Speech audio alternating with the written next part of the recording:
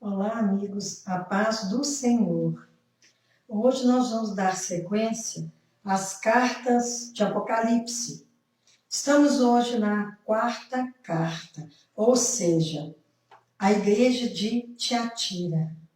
Primeiramente, vou falar poucas palavras sobre esta cidade. Tiatira ficava na Ásia Menor e numa posição bastante estratégica entre a Ásia e a Europa.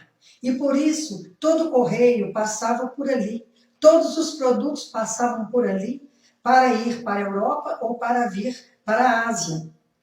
Então, era bastante estratégico mesmo.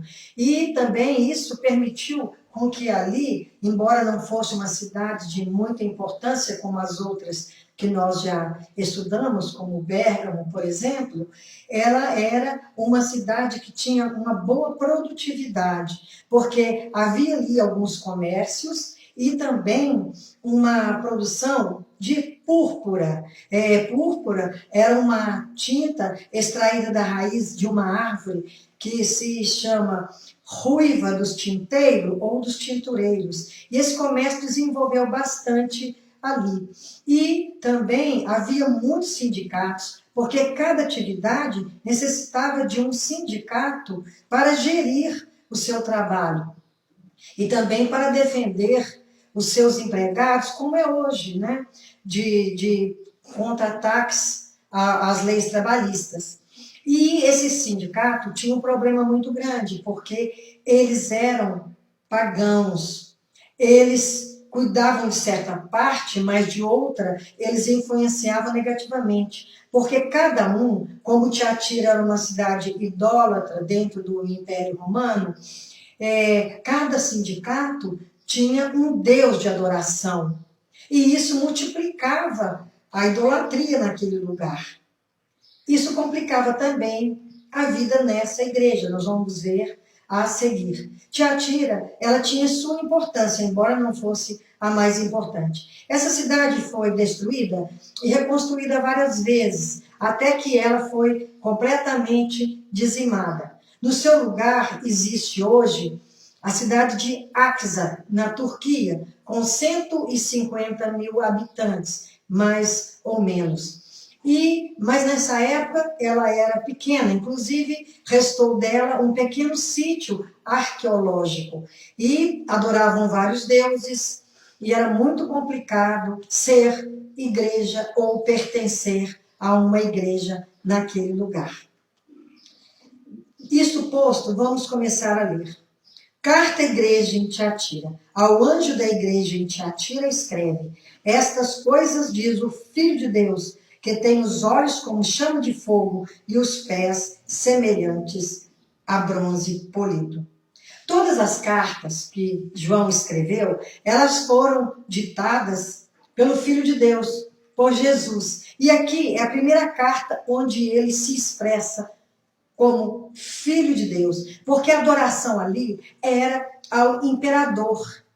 E isso era causa de grande paganismo, porque era quase que como obrigada a reconhecer o imperador como um deus.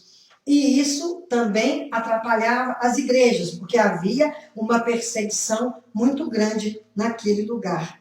Quando diz que os pés semelhantes a bronze polido, porque também tinha uma indústria de bronze que polia, fazia escudos, fazia artefatos para a guerra. Então, como nós sabemos desde o princípio, a carta foi escrita por João, dirigida às igrejas, mais precisamente ao anjo da igreja, que era o líder ou o pastor.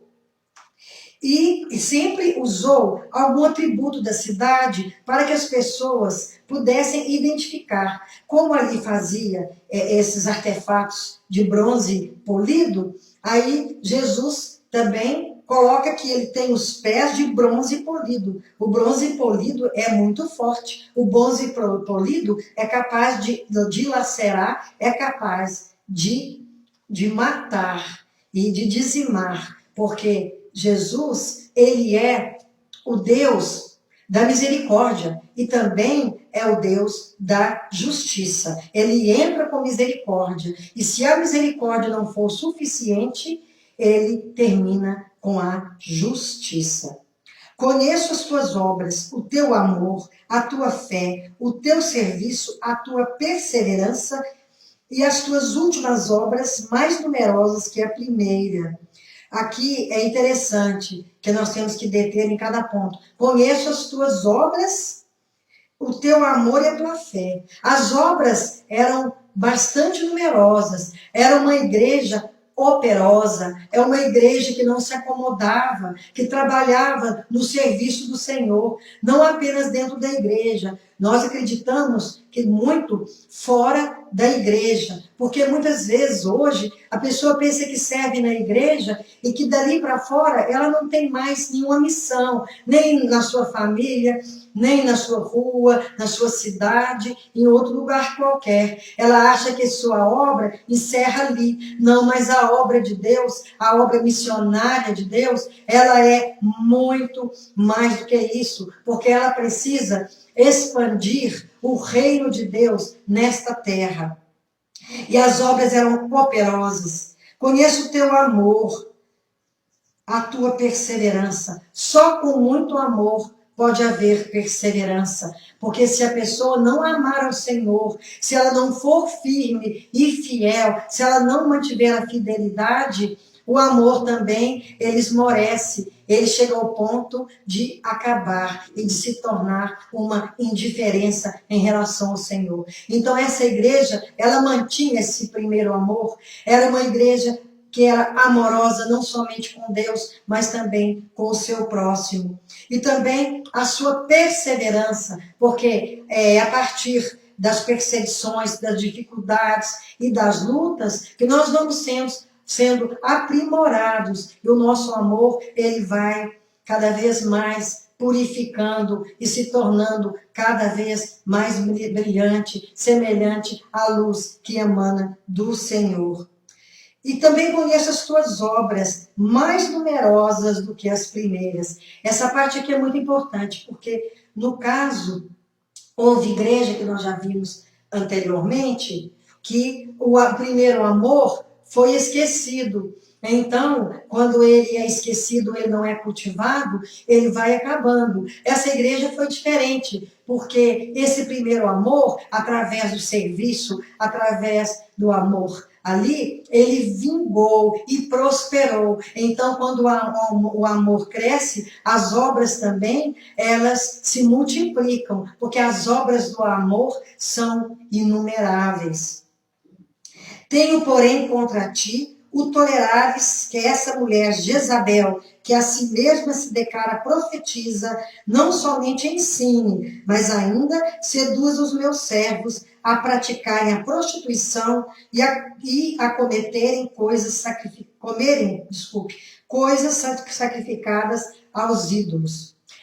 Essa Jezabel, nós temos que voltar lá para o Antigo Testamento, era mulher do rei Acabe, e ela se intitulava profetisa. Sim, profetisa do mal, porque ela levava o povo de Israel a se corromper, a se prostituir, a adorar outros deuses, a fazer holocaustos a deuses estranhos.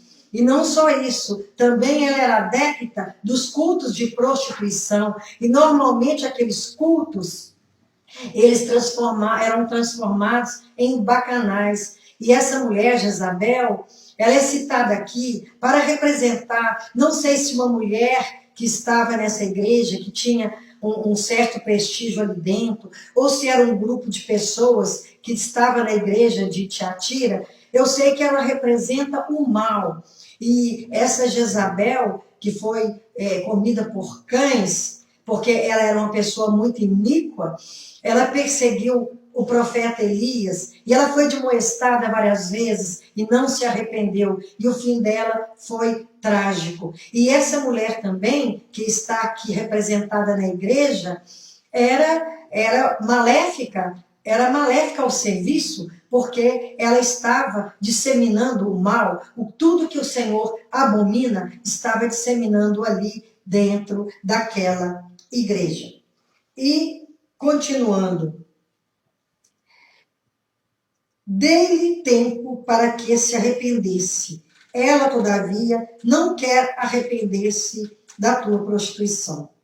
Igualmente a Jezabel do Antigo Testamento, essa pessoa, ou esse grupo que estava ali dentro daquela igreja, plantada ali por Satanás, ela teve tempo para se arrepender, porque o Senhor, ele é longânimo, ele demora para se irar, então ele dá muita oportunidade, mas quando a pessoa não quer, quando a pessoa não tem o Espírito de Deus em seu coração, ela sempre volta aos costumes antigos, elas deixam de praticar o bem para praticar coisas abomináveis. E pelo jeito, essa Jezabel de Tiatira, ela não tinha a mínima intenção de se arrepender. E também nós, que estamos numa igreja, nós temos que ser ali uma testemunha viva do Senhor, para que possamos trazer outros que estão de fora para dentro da igreja, para dentro do evangelho verdadeiro, que é o evangelho do amor, da perseverança, o evangelho do cuidado de Deus. Então, essa Jezabel estava ali para prejudicar o ofício, o trabalho de expansão do reino de Deus nesta terra. Eis que há prostro de cama, bem como em grande tribulação os que com ela adulteram, caso não se arrependam das obras que ela incita. Então, ela estava ali para corromper, para acabar com a fé daquela igreja. Só que alguns perseveraram. E essa carta também, e principalmente, é para aqueles que estão perseverando, apesar de Jezabel, apesar do exemplo do mal, apesar dos testemunhos negativos, porque muitas vezes a pessoa está numa comunidade religiosa, mas se deixa levar, porque ainda não converteu direito, completamente. Então, qualquer vento de doutrina, qualquer palavra mal falada, palavra contra o evangelho, logo ela já pondera, ela já acredita naquilo, e ela muda completamente a sua maneira de agir e julga que está agindo bem, mas está no engano. E o engano leva à morte, porque só a verdade liberta, só a verdade salva. E essa verdade é o autor dessa carta, é Jesus.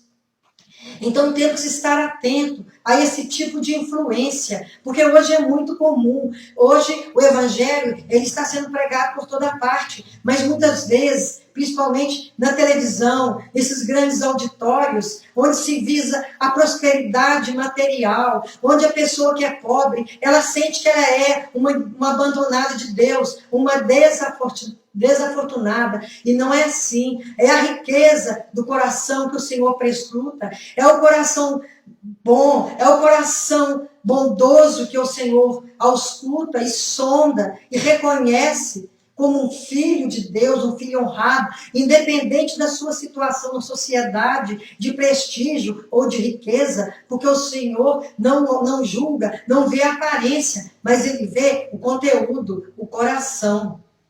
Era muito complicado nessa cidade de Tiatira, porque a pessoa que não permanecesse no sindicato, ela não tinha muita oportunidade. Então, essas pessoas da igreja estavam também sob essa mesma influência.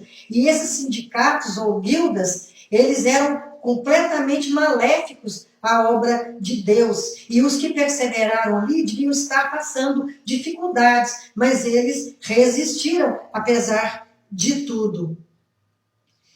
Quando ele diz, eis que te prostro de cama, e com grande tribulação, é porque muitas vezes isso representa uma oportunidade para haver arrependimento. Então, o Senhor, ele não nos testa, ele nos prova para o bem. Então, quando estamos fora do caminho, quando estamos pecando e de maneira compulsiva, de maneira repetitiva, estamos agasalhando pecados que não devemos agasalhar e conservar, o Senhor nos permite que passemos por dificuldades, por doenças, para que possamos refletir sobre a vida que estamos levando, sobre o que e onde precisamos mudar. Isso é uma prova de amor do Senhor. Matarei os seus filhos, e todas as igrejas conhecerão que eu sou aquele que sonda mentes e corações, e vos darei a cada um segundo as vossas obras. Quando se fala na justiça de Deus, todo mundo pensa em recompensa. Mas não é só recompensa. A justiça também é punição, é castigo, é morte. E os filhos aqui são representados pelos seguidores de Baal, pelos seguidores do mal, aqueles que adoram coisas que não são coisas que santificam, são coisas que prejudicam e que, no final, vão matar todos os filhos da perdição que seguiram Satanás e seus anjos. Digo, todavia, a vós outros, os demais de Tiatira, e tantos quantos não têm essa doutrina, e que não conheceram, como eles dizem, as coisas profundas de Satanás. Aqui tem outro detalhe, porque segundo a doutrina de Jezabel, é sempre um falso ensino.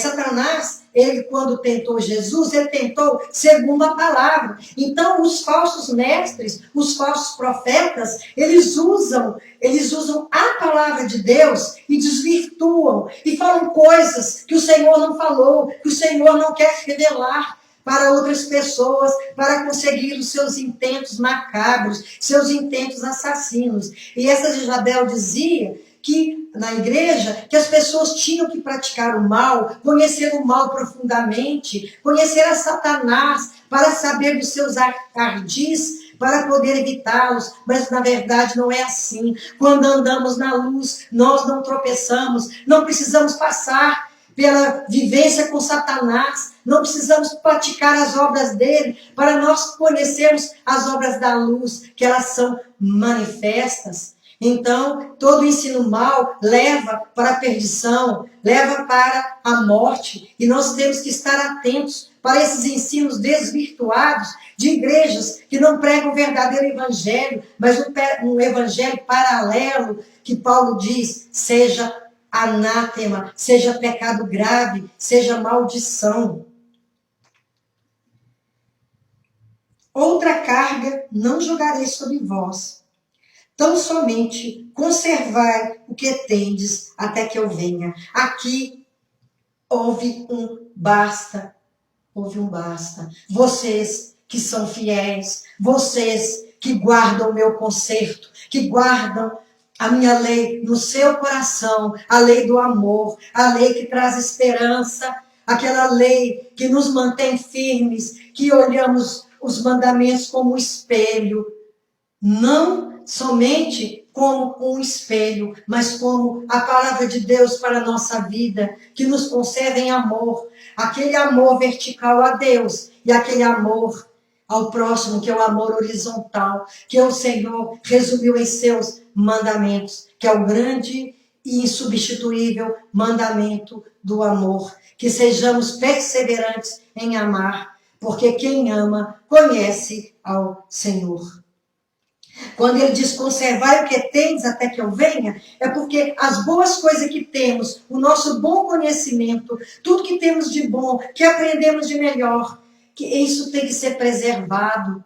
E o Senhor nos fortalecerá para que não percamos o que nós temos no nosso coração, o que temos em nossa mente, o que aprendemos do Senhor. Isso tem que ser preservado. E todas as outras coisas têm que ser descartadas, porque elas não nos fazem crescer espiritualmente. Muito pelo contrário, nos levam à derrocada espiritual.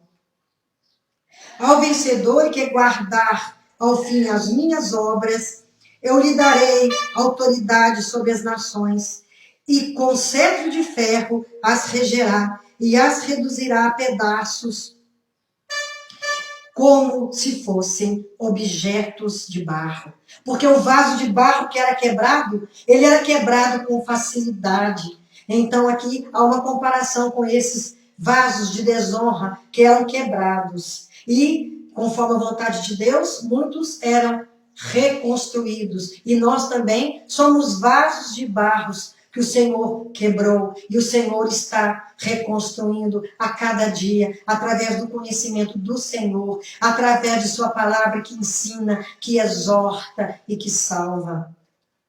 Assim como também eu recebi de meu Pai, dar-lhe-ei ainda a estrela da manhã. A estrela da manhã é luz, a luz da palavra do Senhor, que ilumina nosso caminho, ilumina nossa mente, ilumina nosso coração. Lembrando que o próprio Jesus, que está aqui ditando essa carta, ele próprio é a estrela da manhã que nos faz andar de dia. Quem tem ouvidos, ouça o que o Espírito diz às igrejas. Que essa palavra do Senhor permaneça em nosso coração, que ela seja preservada e que nós possamos ser testemunhas vivas do Senhor em todos os lugares, porque o Senhor nos capacita, apesar das perseguições, das dificuldades e das lutas, o Senhor é conosco. Em nome do Senhor Jesus, que Ele perdoe os nossos pecados e que possamos perseverar na fé e no amor do Senhor em nossos corações. Amém.